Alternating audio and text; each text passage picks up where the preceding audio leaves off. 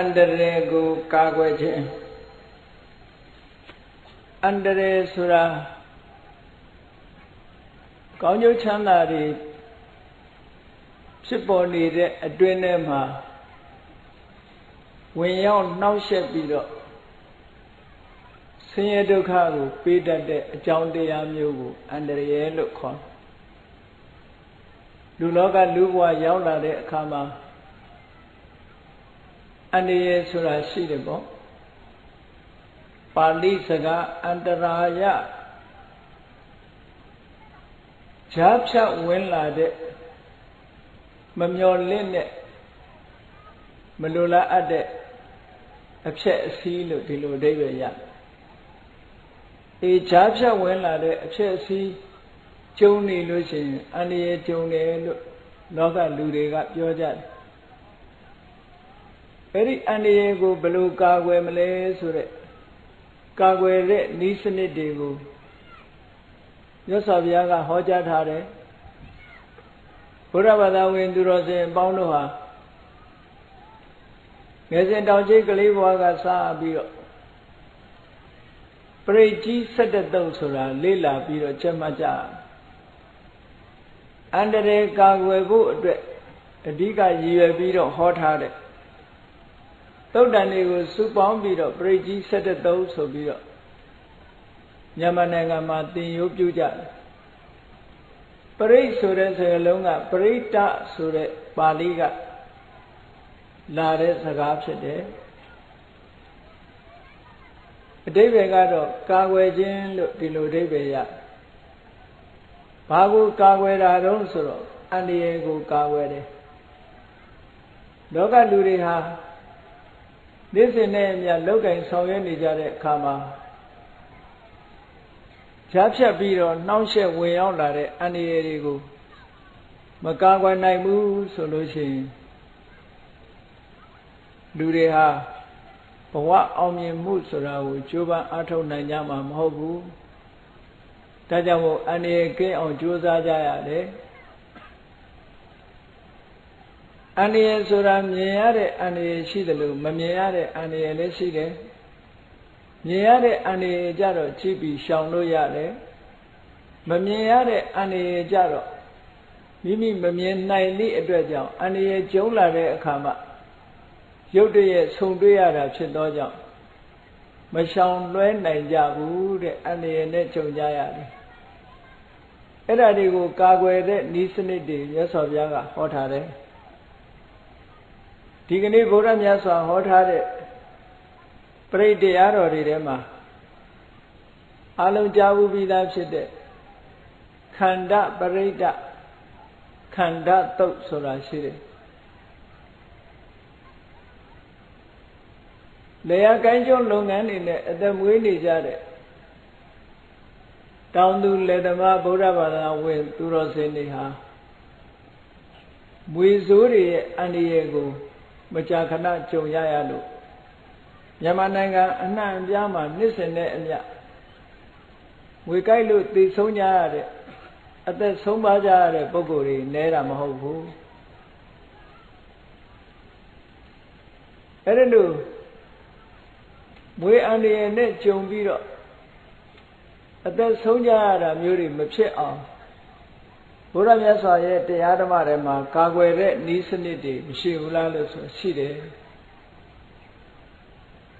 အဲ့ဒါပရိကြီး17တုတ်ထဲမှာပါတဲ့ခန္ဓာတုတ်ဆိုတာဒီကနေ့မှတ်သားနာယူပြီးတဲ့အခါမှာမွေဆိုးတွေရဲ့အန္တရာယ်အခြားစိတ်တောက်ရှိတဲ့တ attva တွေရဲ့အန္တရာယ်ဒါတွေမကဘူးလောကမှာကြုံတွေ့ရတဲ့အန္တရာယ်မျိုးစုံကဟောဒီပရိတရားတော်ကိုရွတ်ဖတ်တဲ့စေပြီးထိုပရိတရားတော်အတိုင်းလိုက်လာကျင့်သုံးမယ်ဆိုရင်အန္တရာယ်ခင်းရှင်းနိုင်တယ်တဲ့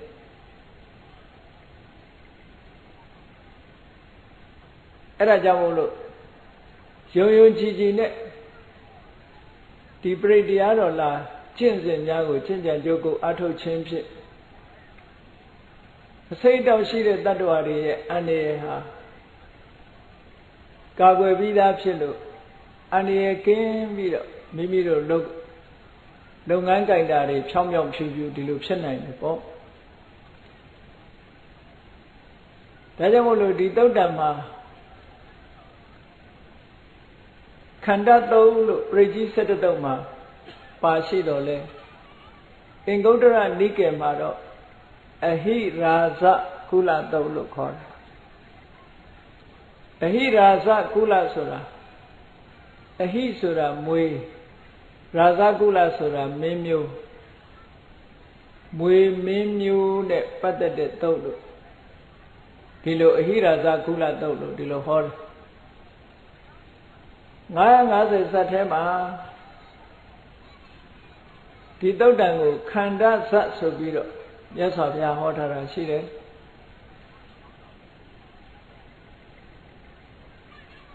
ကျင့်စဉ်ကတော့တူတူပါပဲမြတ်စွာဘုရားကိုယ်တိုင်ကိုကအစိတ်တောင်ရှိတဲ့မွေတွေကြိုက်လို့ရှိရင်သို့မဟုတ်မွေတွေအကြိုက်မခံရအောင်မွေကြိုက်တော်လည်းပဲအစိတ်မတက်ရလေအောင်ဟောဒီခန္ဓာတုတ်ကိုရွတ်ဖတ်တရေစေခြင်း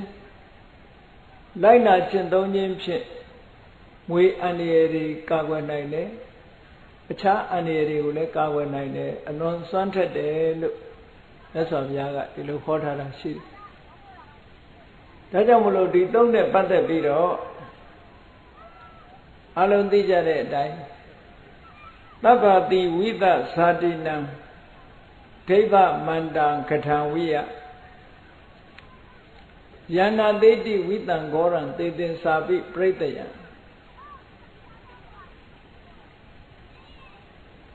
အတိဝိသဆိုတာ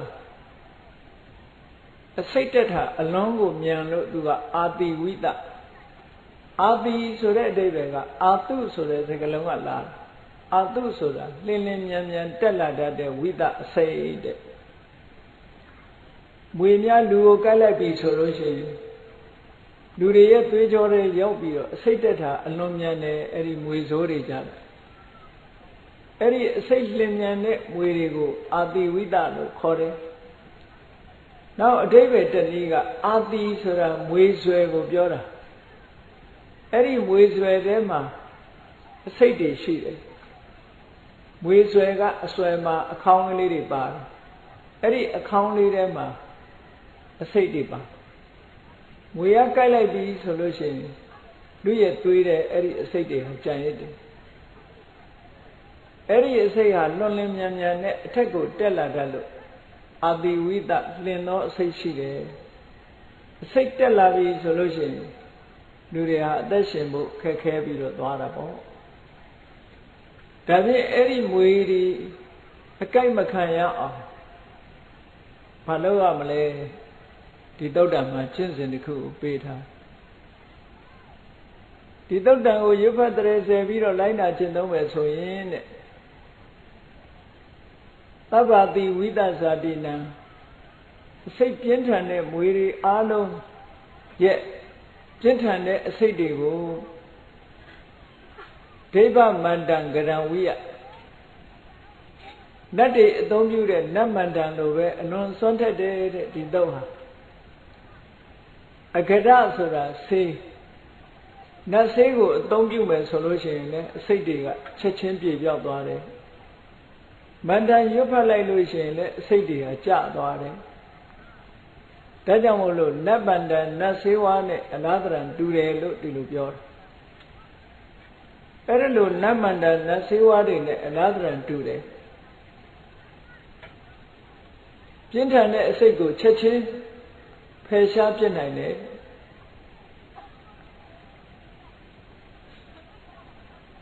အဲ့ဒါလို့ဖယ်ရှားပြစ်နိုင်တာဟာဘယ်နေရာမှာဖယ်ရှားပြစ်နိုင်တာလဲဆိုတော့ဒီသုတ်တံမှာအာနာခိတံမိတပ္ပထတပ္ပထာတပ္ပပါဏိနံအာနာခိဆိုတာမြတ်စွာဘုရားရဲ့ပရိတ္တကိုးတော်တွေရဲ့လွှမ်းမိုးတည်တံ့ရာအစွမ်းတကူပြန့်နှံ့ရာနယ်ဟာဘလောက်ကျယ်လဲဆိုရင်စัจ java လာခရေတသိန်းကျယ်တယ်အဲ့ဒီစัจ java လာခရေတသိန်းဟာ ဘယ်နေရာမှာပဲဖြစ်ဖြစ်ဘယ်မြို့မှာပဲဖြစ်ဖြစ်ဘယ်ရွာမှာပဲဖြစ်ဖြစ်ဘယ်ဒေသမှာပဲဖြစ်ဖြစ်ဘယ်နိုင်ငံမှာပဲဖြစ်ဖြစ်ဟောဒီပရိတရားတွေရဲ့အစွမ်းတကူဟာရှိတယ်လို့ဒီလိုပြောတာအာနာခေတ်အတွင်းမှာစัจ java လာဂရေတသိမ်းမှာရှိတဲ့တိုင်းပြည်တွေမြို့ရွာတွေဒေသတွေမြည်သည့်နေရာမှာပဲဖြစ်ဖြစ်မြည်သည့်အခါမှာပဲဖြစ်ဖြစ်ဟောဒီပရိတရားရဲ့အစွမ်းတကူကြောင့်တဲ့မွေဆိုးတွေဟာမကိုက်နိုင်ဘူးမတော်တဆကိုက်မိသွားလို့ရှိရင်လည်းပဲငွေစိတ်မတက်ဘူးလို့ဟောတယ်လို့မြတ်စွာဘုရားကဒီသုတ်တံမှာဟောထားတာเนาะဒီသုတ်တံစကားကိုရွတ်ဖတ်ချင်အောင်လို့ရှေ့ပိုင်းကအကျိုးကျေးဇူးကိုပြထားတယ်တဗ္ဗာတိဝိတဇာတိနံဒိဗ္ဗမန္တံကတံဝိယယန္နာသေတိဝိတံဂောရံသေတင်စာပိပရိတယံအာနာခိတံမိတဗ္ဗထသဗ္ဗရာသဗ္ဗပါဏိနံသဗ္ဗသောပိနိဝါရေတိဒါဒီပရိတရားရဲ့အကျိုးတရားတွေကိုပြောထားတာနော်မွေဆိုးရဲ့အန္တရာယ်မွေအစိတ်ကိုသာပယ်နိုင်တာလားလို့ဆိုတော့မဟုတ်ဘူးတဲ့သေတင်စာပိပရိတယံအခြားသောဘေးရန်တွေကိုလည်းပဲအကာအကွယ်ပေးတယ်ဆိုတော့ဒီပရိဟာပရိတရားတော်တွေထဲမှာအစွမ်းအထက်ဆုံးလို့တောင်ဆိုရအဲ့တော့တာမန်အနေနဲ့မထားပဲနဲ့ဟောဒီခန္ဓာတုတ်ဆိုတဲ့ပရိတရားလူတိုင်းကြက်မှတ်ပြီးတော့လိုက်နာကျင့်သုံးတဲ့နဲ့မေတ္တာပွားတဲ့နဲ့ပရိတရားတော်ညွှန်ကြားတဲ့အတိုင်းလိုက်နာဆောင်ရွက်ရမှာဖြစ်တယ်သဗ္ဗသောပိနိဝါရေတိဘက်စုံကနေပြီးအန္တရာယ်တွေကိုအကာအကွယ်ပေးတယ်လို့ဆိုတာအဲ့ဒါကြောင့်မို့လို့ဒီပရိတရားရဲ့တကူကိုယူပြီးတော့ဘုန်းကြီးတို့တွေအန္တရာယ်ကင်းဝေးမှုကိုအကာအကွယ်ပြုကြရမှာဖြစ်တယ်တဲ့မိမိတို့ရဲ့နေ့စဉ်ဘဝအန္တရာယ်ကင်းရှင်းခြင်းနဲ့အန္တရာယ်ခတ်သိမ်းဘေးရန်ခတ်သိမ်းကင်းငြိမ်းလို့ဒါတွေကဆူတောင်းနေုံနဲ့မရဘူးလှုပ်ဆောင်ရမယ့်ကိစ္စတစ်ခုကိုလှုပ်ဆောင်မှုလိုအပ်တယ်ဒါကြောင့်မို့ဒီပရိတရားကိုဟောတာမြတ်စွာဘုရားကဲဒါဖြင့်အန္တရာယ်ကင်းမှုအတွက်ဘာလုပ်ရမလဲဆိုတော့လူလောကမှာရှင်းရှင်းလေးပဲလေကိုယ်ကိုအန္တရာယ်ပေးတယ်ဆိုတဲ့အရာတွေဟာကိုယ်နဲ့မတည့်ဘူးရန်သူဖြစ်နေရင်ကိုယ်ကိုအန္တရာယ်ပေးတတ်တာဒါသဘာဝအဲ့တော့အန္တရာယ်ပေးမဲ့ပုဂ္ဂိုလ်ပဲဖြစ်စေကိုယ်နဲ့မိတ်ဆွေဖြစ်သွားလို့ရှိရင်ကိုယ့်အတွက်အန္တရာယ်မရှိဘူးပေါ့ဒါကြောင့်မလို့အစိတ်ပြင်းထန်တဲ့တတ္တဝါတွေနဲ့မေတ္တာနှောင်ကြိုးဖွဲ့ပြီးတော့မိတ်ဆွေဖွဲ့ဖို့လိုအပ်တယ်တဲ့ဒါနံပါတ်1ကမိတ်ဆွေဖွဲ့ရမယ်လောကမှာအစိတ်ပြင်းထန်တဲ့မွေမျိုးနဂါးမျိုးဟာ၄မျိုးရှိတယ်ဆိုပြီးတော့မြတ်စွာဘုရားပထမစပြီးတော့ဟောတယ်ဝိရူပခေဟိမေမေတ္တံမေတ္တံဧရာပထေဟိမေသဗ္ဗာပုဒ္ဒေဟိမေမေတ္တံမေတ္တံကန္နာခောရမကေဟိသာတဲ့ဒီဝိရူပခနံပါတ်1မွေမျိုးနဂါးမျိုးဝိရူပခနောက်ဒုတိယအမျိုးအစားကဧရာပထမွေမျိုးတတိယအမျိုးအစားကသဗ္ဗာပုဒ္ဒဆိုတဲ့မျိုးစတုထအမျိုးအစားကကန္နဂေါရမအဲ့ဒီလိုမွေ၄မျိုးရှိတယ်ဝိရူပက္ခဆိုတဲ့မွေမျိုးဧရာပထဆိုတဲ့မွေမျိုး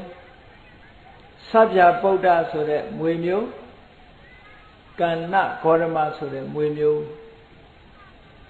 ဒီမွေမျိုးတွေဟာအလွန်အစိတ်ပြင်းထန်တဲ့မွေမျိုးတွေတဲ့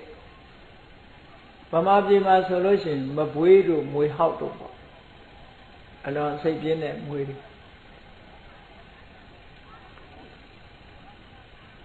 လူတွေကမပွေးဆိုရင်မပွေးလို့တော့မခေါ်ရဘူးပိုးထိတယ်လို့ပြောကြတယ်နော်မွေပွေးတို့မွေဟောက်တို့ဆိုတာအလွန်အစိတ်ပြင်းတယ်တဲ့လောကမှာ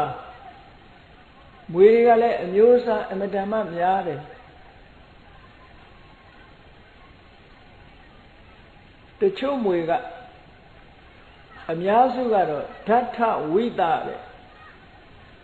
ကိုက်လိုက်တဲ့အခါမှာအစိတ်တက်တဲ့မွေကတစ်မျိုးဒိဋ္ဌဝိသတဲ့မြင်လိုက်တာနဲ့အစိတ်တက်တဲ့မွေမျိုးမကိုက်ရဘူးမြင်လိုက်တာနဲ့ပဲအစိတ်တက်တယ်အဲ့ဒီမွေကတော့အလွန်ကြောက်စရာကောင်းတယ်အဲ့ဒီမွေကိုသွားကြည့်လိုက်တာနဲ့လူမှာအစိတ်တက်သွားနောက်တစ်ခုကဖုဋ္ဌဝိသတဲ့မွေရကြိုက်တာမဟုတ်ဘူးမွေကိုနဲ့ထိလိုက်တာနဲ့အစိတ်တက်တယ်အဲ့ဒီမွေကလည်းအလွန်ကြောက်စရာကောင်းတယ်အဲ့ဒီမွေတွေထဲမှာဓာတ်ထဝိသဆိုတဲ့မွေကတော့မြန်မာပြည်မှာမကြာခဏတွေးကြုံနေကြတာမွေကြိုက်တယ်ဆိုတာဒိဋ္ဌဝိသမွေဆိုတာတော့မတွေးကြုံဘူးကြဘူးဖုဋ္ဌဝိသမွေဆိုတာလည်းပဲမတွေးကြုံဘူးကြဘူးသို့သောပါဠိစာပေမှာမှတ်တမ်းတစ်ခုရှိတယ်ရှင်သာရိပုတ္တရာမထေရမြတ်ရဲ့ညီရှင်ဥပဒေနဆိုတာရှိရှင်ဥပဒေနကတောင်ကောင်းလှိုင်ကူတစ်ခုထဲမှာထိုင်ပြီးတော့သင်္ကန်းလေးချုပ်နေတာအဲ့ဒီလိုချုပ်နေတဲ့အချိန်မှာခူနန်ရံမျက်နှာချက်ကမွေကလေးနှစ်ကောင်ကတစ်ကောင်တစ်ကောင်ဆော့ကစားနေရကနေပြီးမွေလေးတစ်ကောင်ကရှင်ဥပဒေနရဲ့ပခုံးပေါ်ဖတ်ခနဲ့ကြာဖတ်ခနဲ့ကြာလိုက်တာနဲ့တပြိုင်နက်ဒီကုလုံးအစိတ်တက်သွားအဲ့ဒါနဲ့ရှင်ဥပဒေနရှင်သာရိပုတ္တရာရဲ့ညီအရင်ပေါ့ရဟန္တာကြီးပဲမွေလေးကကြိုက်တာမဟုတ်ဘူးပခုံးပေါ်ဖတ်ခနဲ့ကြာလိုက်တာနဲ့အသားနဲ့မွေရဲ့ခန္ဓာကိုယ်နဲ့ထိလိုက်တာနဲ့အစိတ်တွေတက်ပြီးတော့ပြိဋိဘံဆံသွားရတယ်ဆိုတဲ့မှတ်တမ်းရှိအဲ့တော့ဒီမွေမျိုးကတော့မြန်မာပြည်မှာတော့မကြားဘူးပေါ့တစ်ချိန်တုန်းကအိန္ဒိယနိုင်ငံမှာရှိခဲ့တယ်လို့သူပြောတယ်တော့အဲ့ဒီမွေတွေကလည်းပဲအလွန်ကြောက်စရာကောင်းတဲ့မွေတွေပေါ့အဲ့ဒီမွေတွေအမျိုးအစားရှိတဲ့ထဲကနေပြီးတော့ဘယ်မွေမျိုးပဲဖြစ်ဖြစ်အဓိကမွေမျိုးကြီး၄မျိုးတည်းကမွေတွေကိုအာယုံပြုပြီးတော့မေတ္တာပွားဖို့လိုတယ်တဲ့မေတ္တာပွားတယ်ဆိုတာမိတ်ဖွဲ့တာပဲဒါကြောင့်မို့ဝိရုပက္ခေဟိမေမေတ္တံဆိုတာဝိရုပက္ခမွေတွေနဲ့လည်းပဲမိတ်ဆွေဖွဲ့ပါတယ်မေတ္တာသက်ဝင်ပြီးတော့ကျွန်တော်နဲ့အပြန်အလှန်မေတ္တာထားပြီးတော့မိတ်ဆွေဖွဲ့ပါတယ်လို့ဒီလိုမေတ္တာပို့ဖို့လိုအပ်တယ်ထို့တူပဲဧရာပထဆိုတဲ့မွေမျိုးတွေသဗ္ဗဗုဒ္ဓဆိုတဲ့မွေမျိုးတွေကန္နဂေါရမဆိုတဲ့မွေမျိုးတွေနဲ့လည်းမေတ္တာသက်ဝင်ချစ်ခင်ခြင်းဖြင့်မိတ်ဆွေဖွဲ့ပါတယ်လို့မေတ္တာပို့ဖို့မိတ်ဆွေဖွဲ့ဖို့လိုအပ်တယ်မေတ္တာရဲ့အစွမ်းတကူဟာအလွန်မှထက်တယ်ပေါ့ထိုမွေတွေမိမိမြင်သည်ဖြစ်စေမမြင်သည်ဖြစ်စေလောကမှာရှိကြတဲ့အစိတ်ပြင်းထန်တဲ့မွေတွေနဲ့ကျွန်ုပ်ရဲ့မေတ္တာဟာထိုမွေတွေနဲ့မေတ္တာသက်ဝင်ချစ်ခင်ခြင်းဖြင့်ထိုမွေတွေနဲ့မိတ်ဆွေဖြစ်ပါရစေမိတ်ဆွေဖြစ်ပါတယ်မွေတွေပေါ်မှာမေတ္တာထားပါတယ်လို့ဆိုတာစိတ်ထဲကလည်းမေတ္တာအာယုံပြုပြီးတော့မေတ္တာပို့တယ်နှုတ်ကလည်းပဲရွတ်ဆိုတယ်ဆိုလို့ရှိရင်ထိုပုဂ္ဂိုလ်ဟာ နှုတ်ကလည်းရွတ်ဆိုမယ်စိတ်ကလည်းတကယ်မေတ္တာပို့နေမယ်ဆိုလို့ရှိရင်အဲ့ဒီမွေတွေဟာမိမိကိုအန္တရာယ်မပေးတော့ဘူးတဲ့ဘယ်တတ္တဝါပဲဖြစ်ဖြစ်ကိုယ့်ကိုအန္တရာယ်ပေးတဲ့ပုဂ္ဂိုလ်မှအန္တရာယ်ပေးတတ်တယ်ကိုယ်ကသူတို့အပေါ်မှာမေတ္တာထားလို့ရှိရင်တတ္တဝါတွေကလည်းကိုယ့်အပေါ်မှာပြန်ပြီးတော့မေတ္တာထားလေးရှိတာဒါသဘာဝပဲပေါ့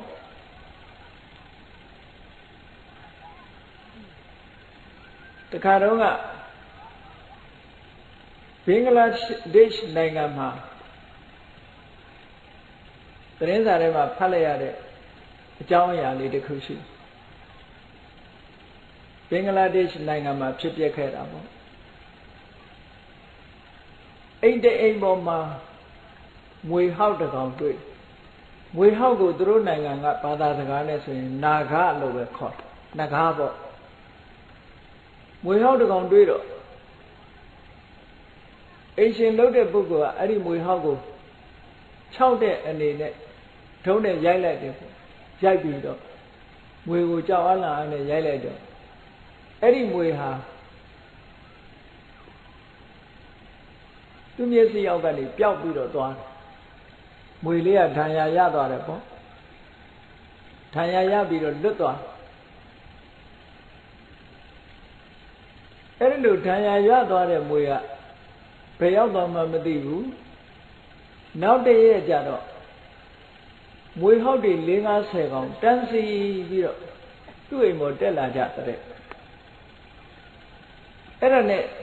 အိမ်ကလူတွေအကုန်ထွက်ပြေးကြမနေရဲကြတော့မွေတွေတက်လာကြအဲ့ဒါသဘောကတော့မွေတစ်ကောင်ကိုသူတို့ရိုက်လိုက်တဲ့အကြောင်းမို့လို့ဒီရဲ့မွေရဲ့ဆွေမျိုးသားချင်းတွေကလာပြီးတော့ဒီပုဂ္ဂိုလ်ကိုအန္တရာယ်ပြုဖို့ရောက်လာကြတဲ့သဘောပဲအဲ့ဒါနဲ့ထွက်ပြေးကြရတယ်ဒီလိုသတင်းစာတွေပါခဲ့ဘူးတယ်အဲ့ဒီနိုင်ငံတွေမှာမွေဟောက်ကိုနာဂလို့ခေါ်တယ်အိန္ဒိယနိုင်ငံမှာလည်းပဲမွေဟောက်ကိုနာဂလို့ပဲခေါ်တယ်ဗမာပြည်ကတော့နဂါဆိုလို့ရှိရင်ပတိဆရာတွေရေးချယ်ထားလို့အပေါ်ကအမောက်ပါမှနဂါလို့ထင်တယ်ငွေတွေဟာနဂါပဲအမှန်ကားအေးအဲ့ဒီငွေမျိုးတွေဟာမိမိကိုအန္တရာယ်ပြုပြီဆိုလို့ရှိရင်လူကိုပြန်ပြီးတော့အန္တရာယ်ပြုတတ်တယ်ဒါကြောင့်မို့လို့မြန်မာပြည်မှာလည်းအတွေ့အကြုံရှိကြတယ်မွေဥတွေပါတယ်များယူလာမေးလို့ရှိရင်အနံ့ခံပြီးတော့မွေတွေကလိုက်လာတတ်တယ်ယဟန်တော်တွေကိုမြတ်စွာဘုရားကဝိနည်းသိက္ခာပုဒ်မှာပြညတ်ထားတာရှိတယ်မွေသားမစားရဘူးလို့ဘာဖြစ်လို့မွေသားမစားရတယ်လဲလို့ဆိုရင်မွေသားစားထားတဲ့ပုဂ္ဂိုလ်ရဲ့အနံ့ကဒီအနံ့ကိုမွေတွေကသိတယ်သိတဲ့အခါကျတော့အဲ့ဒီယဟန်ကိုအန္တရာယ်ပြုတတ်တယ်တဲ့မွေသားစားထားတဲ့ပုဂ္ဂိုလ်ဆိုမွေကအနံ့ရသည့်အတွက်ကြောင့်အဲ့ဒီပုဂ္ဂိုလ်ကိုအန္တရာယ်ပြုတယ်ဒါကြောင့်မို့လို့ယဟန်တွေမွေသားမစားရဘူးလို့မြတ်စွာဘုရားပြညတ်ထားတာရှိတယ်မြည်သည့်တတ္တဝါပဲဖြစ်ဖြစ်သူတို့ရဲ့အန္တရာယ်ပြုတဲ့ပုဂ္ဂိုလ်ဆိုရင်သူတို့ရန်သူလို့သတ်မှတ်ပြီးတော့ဒုက္ခပေးတတ်တယ်အဲ့ဒါကြောင့်မို့လို့မြတ်စွာဘုရားကမိမိကိုယ်တိုင်မေတ္တာထားကြဖို့မွေတွေတွေ့ရင်မတတ်ဘဲနဲ့မေတ္တာထားဖို့အဲ့ဒါလို့မေတ္တာထားခြင်းဖြင့်မွေတွေရဲ့မေတ္တာကိုလည်းပဲမိမိတို့ကပြန်ရရှိမှဖြစ်တယ်လို့ဒီလိုဟောတာဝိရုပက္ခေဟိမေမေတ္တာဒါပထမမေတ္တာပွားရအောင်ဝိရုပက္ခဆိုတဲ့မွေမျိုးတွေနဲ့ကျွန်ုပ်ရဲ့မေတ္တာဟာဖြစ်ပါစေကျွန်ုပ်ရဲ့မေတ္တာဝိရုပက္ခမွေမျိုးတွေထံရောက်ရှိပါစေလို့မေတ္တာပို့တာထို့တူပဲမေတ္တာဧရာပထေဟိမေဧရာပထမွေမျိုးတွေနဲ့လည်းပဲကျွန်ုပ်မေတ္တာဖွဲ့ပါတယ်ကျွန်ုပ်မေတ္တာဧရာပထမွေမျိုးတွေထံလည်းရောက်ရှိပါစေသဗ္ဗယပုဒ္ဓေဟိမေမေတ္တာသဗ္ဗယဗုဒ္ဓမွေမျိုးတွေနဲ့လည်းကျွန်ုပ်ရဲ့မေတ္တာနှောင်ကြိုးဖွဲ့ပါတယ် ကျွန်ုပ်မေတ္တာဆဗျဗုဒ္ဓမွေမျိုးတွေထံရောက်ပါစေမေတ္တံကန္နာဂေါရမကေဟိသကန္နာဂေါရမကမွေမျိုးတွေနဲ့လည်းကျွန်ုပ်မေတ္တာဖွဲ့ပါတယ်မိတ်ဆွေဖွဲ့ပါတယ်ကျွန်ုပ်မေတ္တာတက်ရောက်ပါစေလို့ဒီလိုမေတ္တာပွားပါတဲ့အဲ့ဒီလိုမေတ္တာပွားခြင်းဖြင့်မွေတွေရဲ့အန္တရာယ်ဟာကာကွယ်ပြီးသားဖြစ်ပါတယ်နေ့စဉ်နဲ့အမျှဒီပါဠိလေးကိုရွတ်ဖတ်ခြင်းဒီအတိုင်းစိတ်ကနေအာယုံစိုက်ပြီးတော့မွေမှန်သမျှကိုမေတ္တာပို့ခြင်းဖြင့်မွေဆိုးတွေရဲ့အန္တရာယ်ကကင်းစင်နိုင်တယ်သို့မဟုတ်ရင်နေ့စဉ်နဲ့အမျှမြန်မာနိုင်ငံမှာလေယာလုပ်ငန်းလုပ်ကိုင်နေကြတဲ့ပုဂ္ဂိုလ်တွေမွေဆိုးအန္တရာယ်နဲ့အသက်ဆုံးရှုံးကြရတာအများကြီးပဲဒါကြောင့်မို့အကာအကွယ်တစ်ခုဆိုတာလူတိုင်းမှာရှိတဲ့နဲ့ပေါ့ဒါမွေတွေကိုအဓိကထားပြီးတော့ဟောတာနောက်တစ်ခုကလောကမှာမြည်သည့်တ attva ပဲဖြစ်ဖြစ်မိမိနဲ့မေတ္တာသက်ဝင်ချစ်ခင်နေဖို့လိုအပ်တယ်မေတ္တာခန်းချောက်သွားပြီဆိုရင်တူတူအန္တရာယ်ပြုနိုင်တယ်ပေါ့အန္တရာယ်ပြုတာနဲ့တပြိုင်နက်အန္တရာယ်မကင်းဘူးဆိုတာဖြစ်လာနိုင်တယ်ဒါကြောင့်မို့လို့တ attva အမျိုးအစားလိုက်မေတ္တာပွားဖို့ကိုမြတ်စွာဘုရားကဆက်ပြီးတော့ဟောတာရှိတယ်နော်အပါဒကေဟိမေမေတ္တံခြေမရှိတဲ့တ attva ခြေတော့မပါတဲ့တ attva ဆိုတာမွေကိုပဲပြောတာပဲခြေတော့မပါတဲ့တ attva တွေမှန်သမျှတခြားတ attva တွေလည်းတူတူပေါ့လေရင်နဲ့တွားသွားတဲ့တ attva တွေခြေတော့မပါဘူးခရုတို့ပက်ကြည့်တို့လည်းခြေတော့မပါဘူးပေါ့နော်အဲ့ဒါလို့ခြေတော့မပါတဲ့တ attva တွေလည်းကျွန်တော်ရဲ့မေတ္တာဟာအတူတကွာရှိပါစေသူတို့ပေါ်မှာလည်းမေတ္တာထားရမယ်မေတ္တံဒိပါဒကေဟိမေခြေထောက်နဲ့တ attva ကိုခွဲလိုက်တာခြေထောက်နှစ်ချောင်းရှိတဲ့တ attva တွေနဲ့လည်းပဲမေတ္တာသက်ဝင်ချစ်ခင်မှုရှိပါစေလူတွေဟာခြေနှစ်ချောင်းရှိတာပေါ့အဲ့တော့ခြေနှစ်ချောင်းရှိတဲ့ပုဂ္ဂိုလ်တွေကိုလည်းပဲမေတ္တာပို့ပါတဲ့နောက်တစ်ခုကစတုပ္ပရိဟိမေမေတ္တံမေတ္တံဘဟုပ္ပရိဟိမေအခြေ၄ချောင်းရှိတဲ့တ attva တွေနဲ့လည်းမေတ္တာသက်ဝင်ချစ်ခင်မှုရှိပါစေကျွဲတို့နွားတို့ခွေးတို့အခြေ၄ချောင်းရှိတဲ့တ attva တွေအခြေ၂ချောင်းရှိတာတွေဆိုတာကြက်တို့လူတို့ခြေတော်၂ချောင်းရှိတဲ့တ attva တွေငှက်တွေတို့ခြေ၂ချောင်းရှိတာတွေအခြေ၄ချောင်းရှိတာကျွဲနွားခွေးတိရစ္ဆာန်ဒါမျိုးတွေအခြေ၄ချောင်းရှိတယ်သူတို့ပေါ်လည်းပဲမေတ္တာဘာဝနာထားပါတဲ့မေတ္တာပွားပေးပါနောက်တစ်ခုကမေတ္တံဘဟုပ္ပတိဟိမေခြေတွေများစွာရှိတဲ့တ attva တွေနဲ့လည်းပဲမေတ္တာသက်ဝင်ချစ်ခင်ပါစေလို့အခြေအများကြီးရှိတဲ့တ attva ဆိုတာ၄ချောင်းနဲ့ပို့တာကိုအများလို့သတ်မှတ်ရဒါကြောင့်မို့ဗဒုံးကောင်တွေတို့ဘာတို့ကြတော့အခြေ၄ချောင်းနဲ့ပို့တယ်ပေါ့အခြေ၆ချောင်းရှိတာလို့ခြေနေမှာခြေတော့ဘယ်နှချောင်းရှိခြေနေကလည်းခြေတော့၄ချောင်းရှိတာပဲเนาะအဲ့တော့အခြေ၄ချောင်းရှိတဲ့တ attva အခြေ၂ချောင်းရှိတဲ့တ attva အခြေများစွာခြေတော့များစွာရှိတဲ့တ attva ကင်းခြေများတို့ဆိုလို့ရှိရင်ခြေတော့တွေများစွာရှိတယ်အဲ့ဒါလို့တ attva တွေကိုခွဲလိုက်တဲ့အခါမှာခြေတော့မပါတဲ့တ attva ခြေတော့၂ချောင်းပါတဲ့တ attva ခြေတော့၄ချောင်းပါတဲ့တ attva ခြေတော့များစွာပါတဲ့တ attva လို့ဒီလိုခွဲတယ်အဲ့တော့ဗမာစကားပုံထဲမှာငေါင်းခြေတော့တစ်ချောင်းမစားကောင်းဆိုတော့ခြေတော့တစ်ချောင်းနဲ့ငေါင်းဆိုတဲ့တ attva ရှိတယ်လို့သာပြောတာ ဒီသုတ်တန်ရဆိုလို့ရှိရင်ခြေတော်တစ်ချောင်းရှိသောတတ္တဝါလို့မရှိသည့်အတွက်ကြောင့်ခြေတော်တစ်ချောင်းနဲ့တတ္တဝါတော့ရှိဖို့မရဘူးပေါ့ခြေတော်၃ချောင်းနဲ့တတ္တဝါလည်းရှိဖို့မရဘူးအဲ့တော့ရှိနိုင်တာကခြေတော်မရှိတဲ့တတ္တဝါရဲ့ခြေတော်2ချောင်းရှိတဲ့တတ္တဝါရဲ့ခြေတော်4ချောင်းရှိတဲ့တတ္တဝါရဲ့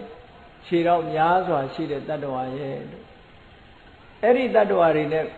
မေတ္တာသက်ဝင်ချစ်ခင်မှုရှိပါစေလို့မေတ္တာဘာဝနာပွားဖို့မြတ်စွာဘုရားကဒီပရိတရားတော်မှာဟောတာ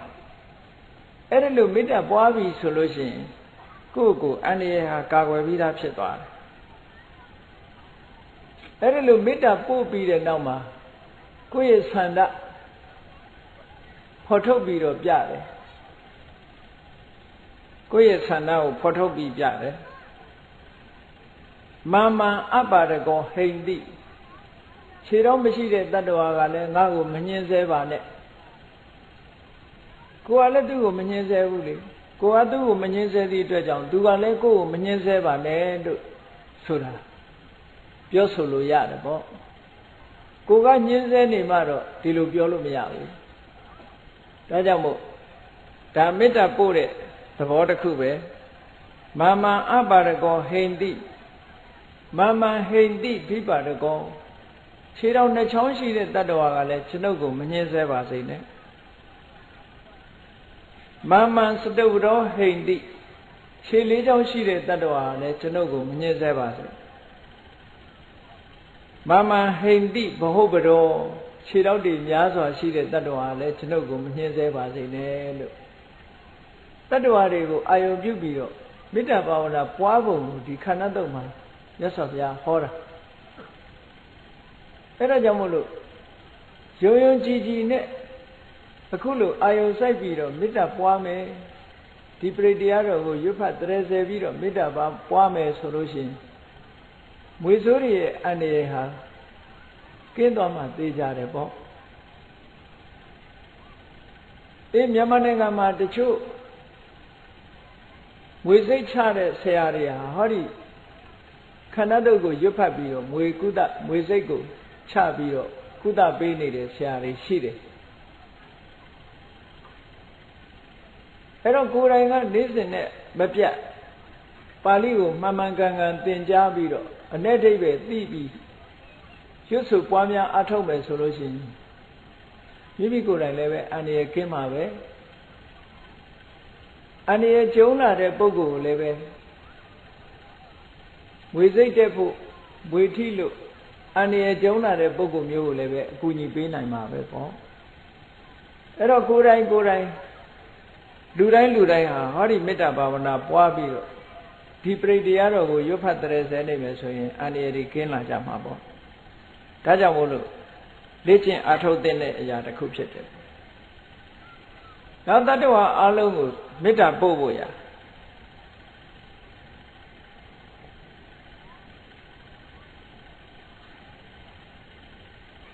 သဗ္ဗေတတ္တသဗ္ဗေပါဏာ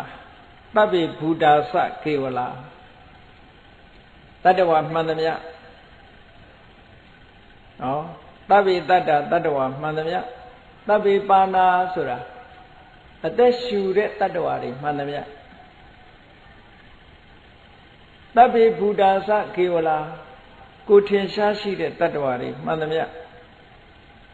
သဗ္ဗေဗတ္တရာနိပတ္တန္တုမေတ္တာပို့ပုံလေးတစ်ခုတတ္တဝါတွေအားလုံးဟာအကောင်းနေနဲ့ပဲတွေးဆုံကြပါစေလို့ဒီလိုမေတ္တာပို့ပါကောင်းတာတွေကိုသာမြင်တွေ့ကြပါစေတတ္တဝါမှန်တယ်ပြီကောင်းတာတွေကိုသာမြင်တွေ့ကြပါစေလို့ဒီလိုမေတ္တာပို့ပါတဲ့နောက်တစ်ခုကမာကိစိပါပမာဂမဘယ်ပုဂ္ဂိုလ်မှဘယ်တတ္တဝါမှဆင်းရဲဒုက္ခအဆိုးတွေနဲ့မကြုံတွေ့ကြပါစေနဲ့လို့ဒီလိုမေတ္တာပို့ပါတဲ့မေတ္တာပို့ပုံလေးဒီသုတ်တံမှာ2မျိုးဟောတယ်အလုံးကောင်းတာတွေနဲ့သာတွေ့ဆုံကြပါစေမကောင်းတာတွေနဲ့မဆုံစည်းကြပါစေနဲ့လို့အဲ့ဒီလိုမေတ္တာဘာဝနာပွားပါတဲ့ မေတ္တာဆိုတာကိုယ်တိုင်ပွားရမယ့်အရာဖြစ်တယ်တချို့ကတပည့်တော်ကိုမေတ္တာပို့ပေးပါဖေဟာလို့ဆိုပြီးတော့သူများမေတ္တာကိုခံယူခြင်းပါတယ်လို့လျှောက်ကြတယ်တကယ်တော့အဲ့ဒါမမှန်ဘူးနော်မေတ္တာဆိုတာကိုယ်တိုင်ပွားရမယ့်ဟာအရာသာဖြစ်တယ်ကိုကသူများမေတ္တာကိုခံယူခြင်းတယ်ဆိုတာဟာကိုယ်တိုင်လောက်ရမှာပြင်းတယ်လို့ဖြစ်နေတယ်ပေါ့မေတ္တာအကျိုး17မျိုးဆိုတာရတာကိုယ်တိုင်မေတ္တာပို့တဲ့ပုဂ္ဂိုလ်မှရတာသူများမေတ္တာခံယုံနဲ့မေတ္တာအကျိုး17မျိုးရမှာမဟုတ်ဘူးဒါကြောင့်မို့မေတ္တာဆိုတာကိုယ်တိုင်ပွားရတာသာဖြစ်တယ်သို့သောတရားဓမ္မတွေကဆရာတော်တွေနဲ့တွေ့တဲ့အခါရှောင်းလေးရှိတယ်တပည့်တော်မေတ္တာပို့ပေးပါအောင်ဖေဟာလို့ရှင်ဘုရားမေတ္တာခံယူပါတယ်လို့အဲ့ဒါကိုယ်တိုင်ပို့ရမှာကိုမေ့လျော့ပြီးတော့ပြောတဲ့စကားမျိုးဖြစ်နေတယ်အဲ့တော့မေတ္တာဆိုတာကိုယ်တိုင်ပွားရမယ်လို့မှတ်ထားပြီးကိုယ်တိုင်ကမေတ္တာပွားဖို့လိုအပ်ပါတယ်ကိုယ်တိုင်မေတ္တာပွားမှအန္တရာယ်ဟာအပြည့်အဝကင်းမှာဖြစ်ပါတယ်ဒီမှာမေတ္တာပွားဖို့နေနောက်မေတ္တာပွားပြီးတော့ဘုရားကုံတရားကုံသံဃာကုံကိုအာယုပြုပုံလေးတစ်ခုနောက်ဆက်တွဲကဆက်ဟောထားတာအပမနောဗုဒ္ဓောမြတ်စွာဘုရားဟာတဲ့အတိုင်းအတာကန့်သတ်မရှိအောင်ကြီးမားသောဂုဏ်တော်ကျေးဇူးတော်တွေနဲ့ပြည့်စုံပါတယ်ဘုရားဆိုတာဂုဏ်ရည်ချင်းအပြင်တိုင်းတာကန့်သတ်လို့ရတဲ့ပုဂ္ဂိုလ်မျိုးမဟုတ်ဘူးအတိုင်းတာကင်းမဲ့တဲ့ပုဂ္ဂိုလ်မျိုးဖြစ်တယ်ဒါကြောင့်မို့အပမာဏဘုရားဂုဏ်တော်တွေဟာအတိုင်းအဆမရှိအောင်ကြီးကျယ်များများလှတယ်ဘုရားကိုချီးမွမ်းတာဘုရားဂုဏ်တော်ကိုအာရုံပြုတာထို့တူပဲအပမာနောဓမ္မောဓမ္မရဲ့ဂုဏ်တွေဟာလည်းပဲအတိုင်းတာကန့်သတ်မရှိလောက်အောင်ကြီးကျယ်မြင့်မြတ်လှပါတယ်အပမာနောတန်ခောအရိယသံဃာတော်အရှင်မြတ်တို့ရဲ့ဂုဏ်ကျေးဇူးတွေဟာလည်းအတိုင်းအတာကန့်သတ်မရှိအောင်ကြီးမြတ်လှပါပြီလေလို့ဘုရားကုံတရားကုံသံဃာကုံကိုအာရုံပြုတာအဲ့ဒီဘုရားကုံတရားကုံသံဃာကုံအာရုံပြုတာလည်းပဲအန္တရာယ်ကင်းခြင်းရဲ့အကြောင်းတစ်ခုပဲအန္တရာယ်ကင်းစေနိုင်တယ်ပေါ့အေးဘုရားတရားသံဃာယရဏ3ပါးနဲ့ဉာဏ်နဲ့တတ္တဝါတွေဟာဘလောက်ကွာခြားတယ်ဆိုတာနှိုင်းရှင်ပြီးတော့ပြတယ်ပမာဏဝန္တာနိတရိတပါနိတွားသွားတတ်တဲ့တတ္တဝါတွေဟာအတိုင်းအတာကန့်သတ်ရှိတဲ့ပုဂ္ဂိုလ်တွေပါတဲ့ဘုရားတရားသံဃာတွေလို့အတိုင်းအတာကန့်သတ်မဲ့တာမဟုတ်ဘူးအတိုင်းအတာကန့်သတ်တွေရှိကြတယ်ဆိုလိုတာကလူတယောက်ဟာအစင်တန်းမြင့်တယ်အစင်တန်းနှိမ့်တယ်ဆိုတာဘယ်သူကကန့်သတ်နေတာတော့လို့ဆိုတော့သူ့တဏ္ဍာမှာဖြစ်တဲ့ကုသိုလ်စိတ်အကုသိုလ်စိတ်တွေကကန့်သတ်ပေးနေတာဥပမာမယ်လောဘကြီးတဲ့ပုဂ္ဂိုလ်ဒေါသကြီးတဲ့ပုဂ္ဂိုလ်မောဟကြီးတဲ့ပုဂ္ဂိုလ်အဲ့ဒီလောဘဒေါသမောဟကသူ့ရဲ့အဆင့်အတန်းကိုနှိမ့်ချပြီးတော့ကန့်သတ်ပေးတာပဲလောဘဒေါသမောဟမရှိဘူးဆိုလို့ရှိရင်သူ့ရဲ့အဆင့်ဟာမြင့်လာတာအဲဒါကြောင့်မို့လို့တတ္တဝါတွေကြတော့ပမာဏဝန္တာနိတရိတပါနိတတ္တဝါတွေဟာ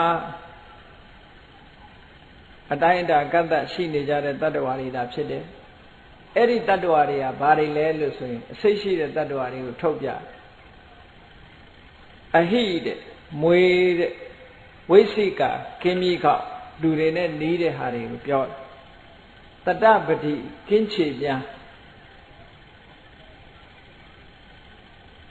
ဩနနာဘိပင့်ခုပင့်ခုဆိုတဲ့အကောင်တွေကလည်း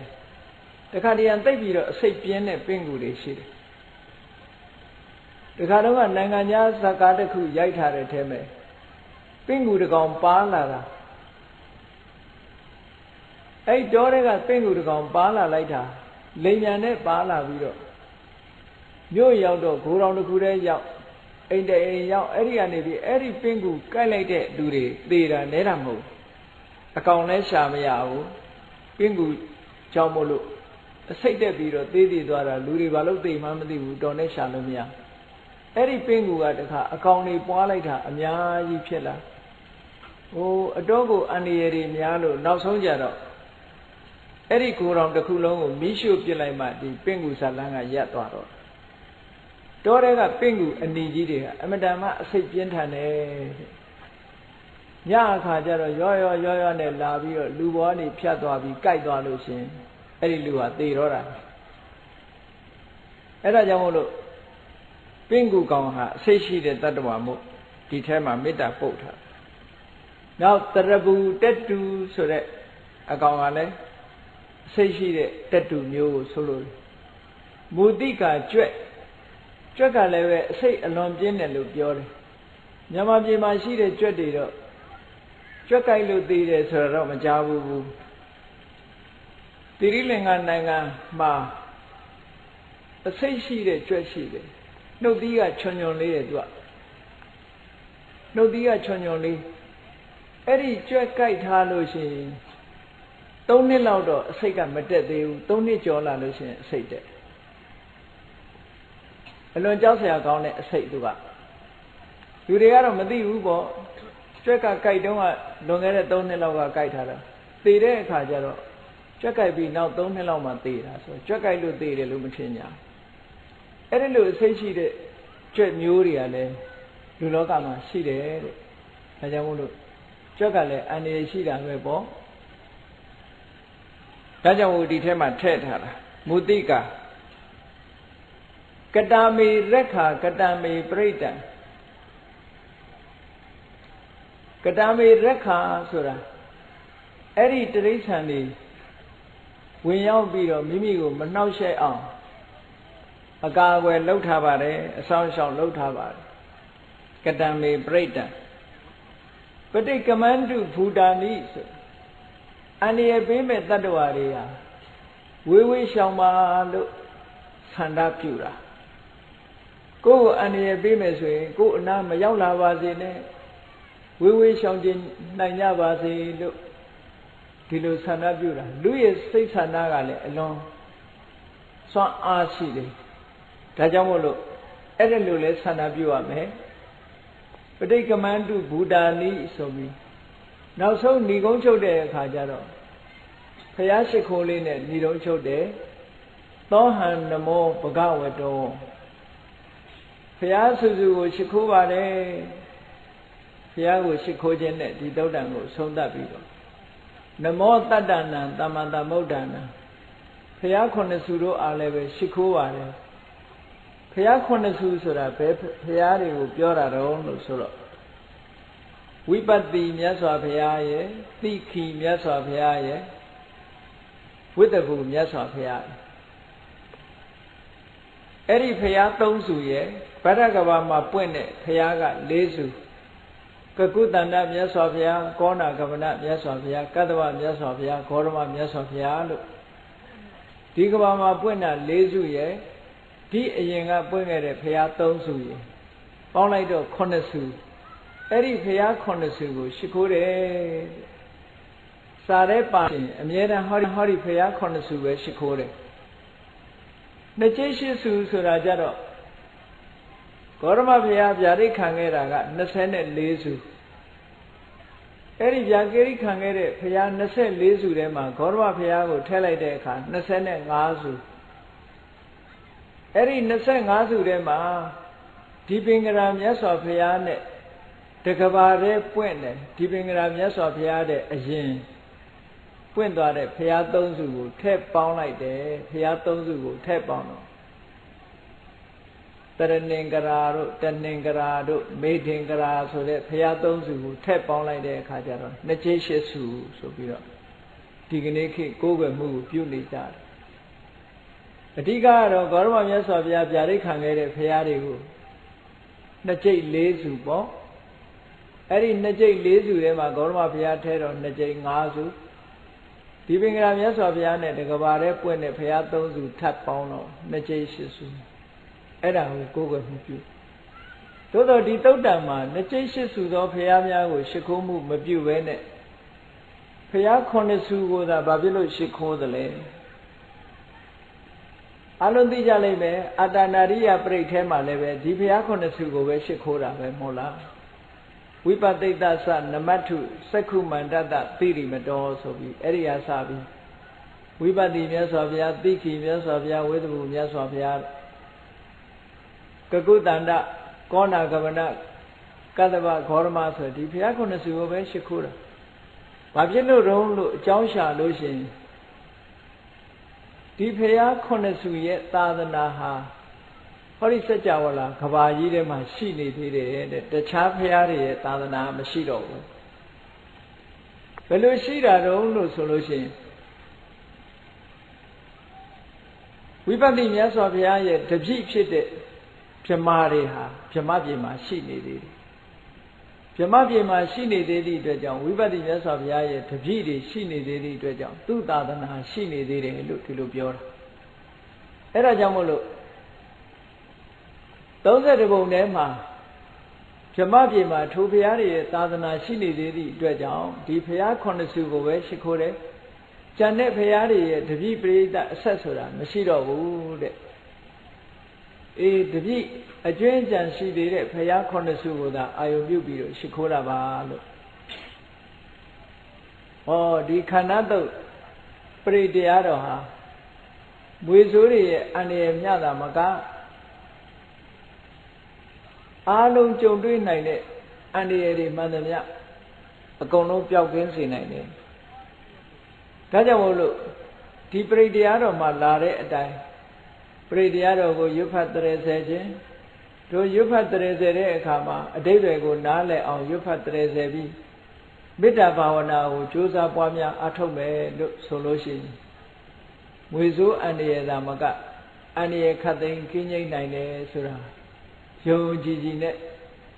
လုပ်ဖို့အရေးကြီးပါတယ်အဲ့ဒီမှာပြင်ပအန္တရာယ်တွေကာကွယ်တာတဲ့အတွင်းအန္တရာယ်တစ်ခုကိုလည်းပဲတတိထားကြရမှာဖြစ်တယ်ပြင်ပအန္တရာယ်ကင်းပြီးတဲ့အခါမှာအတွင်းအန္တရာယ်ဆိုတာဘာလဲလို့ဆိုရင်မိမိတို့တဏ္ဍာမှာဖြစ်တတ်တဲ့လောဘတွေဒေါသတွေမောဟတွေစိတ်ထဲမှာဖြစ်တဲ့လောဘဒေါသမောဟမာမာနအိဒ္ဓမစ္စရိယဆိုတဲ့ဒီအကုသိုလ်အန္တရာယ်တွေကလည်းပဲအမတ္တမကြောက်စရာကောင်းတယ်ပြင်ပကလာတဲ့အစိတ်ရှိတဲ့တ attva ကြိုက်လို့သေရရင်တဘဝပဲသေရမယ်အေးလောဘဆိုတဲ့အစိတ်ဒေါသဆိုတဲ့အစိတ်မောဟဆိုတဲ့အစိတ်မာမာနအိဒ္ဓမစ္စရိယစတဲ့အကုသိုလ်အစိတ်တွေတက်ပြီဆိုလို့ရှိရင်တဘဝတည်းမကဘူးတတန္တရာလုံးဒုက္ခရောက်နိုင်တယ်ဒေါသအစိတ်တက်လို့ဒီဘဝကအဆုံးသတ်သွားတဲ့ပုဂ္ဂိုလ်တွေဟာဘယ်မှာသွားပြီးတော့ဒုက္ခခံရတယ်လဲဆိုရင်ငရဲမှာသွားပြီးဒုက္ခခံကြရတယ်လောဘအစိတ်မိလို့ဒီဘဝကသေဆုံးသွားတဲ့ပုဂ္ဂိုလ်တွေဟာရေပုံရဘယ်မှာသွားပြီးဒုက္ခခံရတော့ဆိုရင်ပြိတ္တာဘဝမှာသွားပြီးဒုက္ခခံကြရတယ်မောဟအစိတ်တက်ပြီးတော့သေတဲ့ပုဂ္ဂိုလ်တွေဒီဘဝကနေသေသွားလို့ဘယ်မှာသွားပြီးဒုက္ခခံရလဲဆိုရင်တိရစ္ဆာန်ဘဝရောက်ပြီးဒုက္ခခံကြရတယ်တဲ့ဒါကြောင့်မို့လောဘနဲ့သေရင်ပြိတ္တာဖြစ်တယ်ဒေါသနဲ့သေရင်ငရဲကြတယ်မောဟနဲ့သေရင်တိရစ္ဆာန်ဖြစ်တယ်ဩအဲ့ဒီလောဘဒေါသမောဟဆိုတဲ့အစိတ်ကမှပို့ပြီးတော့ဆိုးရတယ်ကြောက်เสียပိုကောင်းတယ်လို့ဒီလိုနှလုံးသွင်းမှုလိုအပ်တယ်ပေါ့အပြင်းအန္တရာယ်တွေကင်းဖို့ကြတော့မြတ်စွာဘုရားကမေတ္တာဘာဝနာပွားဖို့နိလညွှန်ပြတယ်အတွင်းအန္တရာယ်တွေကင်းဖို့အတွက်ကြတော့ဘာလုပ်ရမလဲမိမိတဏ္ဍာရှိတဲ့လောဘတွေကင်းသွားအောင်ဒေါသတွေကင်းသွားအောင်မောဟတွေကင်းသွားအောင်ဘာလုပ်ရမလဲလို့ဆိုရင်မဂ္ဂင်၈ပါးအကျင့်တရားကိုကျင့်ကြံကြိုးကိုအားထုတ်ကြရမှာဖြစ်တယ်အဲ့ဒီမဂ္ဂင်၈ပါးအကျင့်တရားကျင့်ကြံကြိုးကိုအားထုတ်ခြင်းဖြင့်မိမိတို့တဏ္ဍာမှာရှိတဲ့အတွင်းကအန္တရာယ်တွေကင်းအောင်ဆောင်ရွက်နိုင်ပါတယ်တဲ့။ကောင်းပြီအဲ့ဒီမဂ္ဂင်၈ပါးအကျင့်တရားကိုဘယ်ပုံဘယ်နည်းအားထုတ်မလဲလို့ဆိုရင်ကမ္မထံအားထုတ်တော့မယ်ဆိုတဲ့အခါမှာပထမဆုံးဘာလုပ်ဖို့လိုအပ်တယ်လဲလို့ဆိုရင်မဂ္ဂင်၈ပါးထဲမှာပါတဲ့အတိုင်းတော့နေ့စဉ်နဲ့ဘဝမှာသမ္မာဝါစာသမ္မာကမ္မန္တသမ္မာအာဇီဝ မှန်တာကိုသာပြောမယ်မှန်တာကိုသာလုပ်မယ်အသက်မွေးမှုမှန်ကန်မှုနဲ့နေ့စဉ်အသက်မွေးဝမ်းကြောင်းပြုမယ်ဒါကိုချင်းသီလပြည့်စုံတယ်လို့ပြောတာမှန်ကန်စွာပြောတယ်ဆိုတာလိမ်မပြောဘူးမှန်တာကိုပဲပြောတယ်သမ္မာဝါစာဆိုတာလိမ်မပြောဘူးမှန်တာကိုပဲပြောတယ်ခုံးမတိုက်ဘူးညီညွတ်အောင်သာလုပ်ပေးတယ်မဆဲဘူးကျင်နာတဲ့စကားကိုသာပြောတယ်ချိုတာတဲ့စကားကိုသာပြောတယ်အကျိုးမဲ့တဲ့စကားကိုမပြောဘူးအကျိုးရှိတဲ့စကားကိုပြောတယ်ဆိုရင်ဟောတာသမ္မာဝါစာဖြစ်တယ်ကိုကျင့်တရားဘက်ကလုံလောက်သမ္မာကမ္မန္တဆိုတာသူများအသက်ကိုမတတ်ဘူးသူများဥစ္စာကိုမခိုးဘူးသူတော်ဘာသားများကိုမစော်ကားဘူးရှောက်ကျင့်နေဆိုရင်သမ္မာကမ္မန္တပဲအဲ့ဒီဝစီဒုစရိုက်၄မျိုးကာယဒုစရိုက်၃မျိုးနဲ့အသက်မွေးမှုမပြုဘူးဆိုလို့ရှိရင်သမ္မာအာဇီဝလို့ကိုကျင့်တရားကောင်းအောင်ရှင်းဥစွာကျင့်ကြံကြုတ်ကိုအထောက်အောင်ဒါတွေအရင်ပြည့်စုံပြီဆိုတဲ့အခါကျတော့ဘာလုပ်ရမလဲတရားထုတ်တယ်ဆိုတာတရားရှာကိုမှတွေ့လို့ဆိုတဲ့အတိုင်းမိမိရဲ့တဏ္ဍာမှာပဲအာယုံစိုက်ဖို့လိုအပ်တယ်လွယ်တာတစ်ခုကိုပြောမယ်ဆိုလို့ရှိရင်လူတွေဟာနေ့စဉ်နဲ့အများ24နာရီအသက်ရှူနေကြအဲ့ဒီအသက်ရှူနေတဲ့နေ့စဉ်နဲ့မြအသက်ရှူသွင်းရှူထုတ်နေကြတဲ့ဒီလေလေးကိုပဲအာယုံစိုက်ပြီးတော့နာသီးပြဝါမှာစိတ်ကလေးကိုထားပြီးတော့ရှူသွင်းလိုက်တဲ့အချိန်မှလည်းပဲထိမှန်းသိရင်သိတယ်ဆိုတာလေးမှတ်ဖို့ရှိုက်ထုတ်လိုက်တဲ့အခါမှာလည်းပဲဒီနာသီးပြမှာလေလေးကထိသွားတယ်ထိသွားတာကိုလည်းထိမှန်းသိဖို့အဲ့ဒီနေရာလေးကိုအာယုံစိုက်ပြီးတော့သိနေအောင်ကြိုးစားတာဒါကမ္မထာအထုတ်တာပဲစိတ်ကလေးကိုတည်ငြိမ်အောင်ပထမကြိုးစားတယ်အဲ့ဒီလိုကြိုးစားခြင်းဖြင့်အဲ့ဒီလိုကြိုးစားနေတဲ့အခါမှာဘာတွေသိလာဘာတွေဖြစ်တုံးလို့ဆိုတော့ထိုထိမှန်းသိအောင်ကြိုးစားနေခြင်းဟာသမ္မာဝါယာမလို့ခေါ်တယ်အဲ့ဒီထိတဲ့လေလေးကို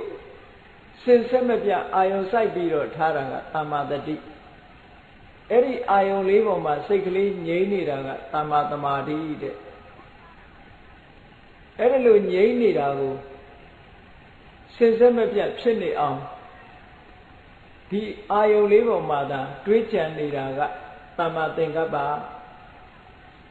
အာယုံရဲ့သဘာဝလေးကိုအမှန်သိသွားတာကသမ္မာဒိဋ္ဌိလို့ဆိုတော့ဟောဒီမဂ္ဂင်၈ပါးအကျင့်တရားကိုကျင့်ခြင်းဖြင့်မိမိတို့တဏ္ဍာမှာဖြစ်တဲ့လောဘကိုလည်းပဲဖယ်ရှားနိုင်တယ်ဒေါသကိုလည်းဖယ်ရှားနိုင်တယ်မောဟကိုဖယ်ရှားနိုင်တယ်စဉ်းစားကြည့်လေအသက်ရှူရှိုက်မှုလေးကိုအာယုံပြုပြီးတော့လေ့ကျင့်နေတဲ့အချိန်လေးမှာပဲကြည့်လောဘဆိုတာလည်းဖြစ်မလာဘူးဒေါသဆိုတာလည်းဖြစ်မလာဘူးအသက်ရှူရှိုက်မှုမှန်မှန်ကန်ကန်သိနေသည့်အတွက်ကြောင့်မောဟဆိုတာလည်းဖြစ်မလာဘူးတဲ့ဟောလောဘလည်းမဖြစ်ဘူးဒေါသလည်းမဖြစ်ဘူးမောဟလည်းမဖြစ်ဘူးဆိုလို့ရှိရင်လောဘဒေါသမောဟဆိုတဲ့အတွင်းအန္တရာယ်တွေဟာကင်းသွားတာပေါ့နောက်ဆုံးမှာမိမိရဲ့စွမ်းဆောင်မှုတွေသမ္မာဒိဋ္ဌိသမ္မာသင်္ကပ္ပသမ္မာဝါယာမသမ္မာတတိသမ္မာသမာဓိဆိုတဲ့ဒီသဘာဝတရားတွေရဲ့စွမ်းဆောင်မှုဟာအလွန်ကြီးမားလာပြီဆိုလို့ရှိရင်ဝိပဿနာဉာဏ်အစဉ်စဉ်တက်လို့နောက်ဆုံးမဲ့စိတ်တွေပေါ်မယ်ခိုစိတ်တွေပေါ်လာမယ်ဆိုရင်နိဗ္ဗာန်ကိုမျက်မှောက်ပြုနိုင်တဲ့အဆင့်ထိအောင်ရောက်သွားရင်တဏှာဝဆင်းရဲတဲ့မှာကြုံတွေ့ရမယ့်အန္တရာယ်တွေဟာအလုံးကင်းငြိမ်းသွားနိုင်ပါတယ်။ဒါကြောင့်မို့တရားချစ်ခင်သူတော်စင်ပြိဿအပေါင်းတို့ပြင်ပကအန္တရာယ်ကင်းဖို့ရာအတွက်မေတ္တာဘာဝနာပွားခြင်းဘုရားကုံတရားကုံတို့ကိုအာယုပြုခြင်းခန္ဓာသုတ်လာကျင့်စဉ်ကိုကျင့်ခြင်းဖြင့်အန္တရာယ်ကိုကာကွယ်နိုင်တယ်အတွင်းအန္တရာယ်ကင်းဖို့ရာအတွက်ကြတော့မဂ္ဂင်၈ပါးအကျင့်တရားကိုကျင့်ခြင်းဖြင့်အတွင်းအန္တရာယ်တွေကိုကာကွယ်နိုင်တယ်ဒါကြောင့်အန္တရာယ်ကိုကာကွယ်ခြင်းဆိုတဲ့နေရာမှာအပြင်အန္တရာယ်ကာကွယ်ဖို့နည်းလည်းသိဖို့လိုတယ်အတွင်းအန္တရာယ်ကာကွယ်ဖို့ဆိုတဲ့နည်းကိုလည်းသိဖို့လိုတယ်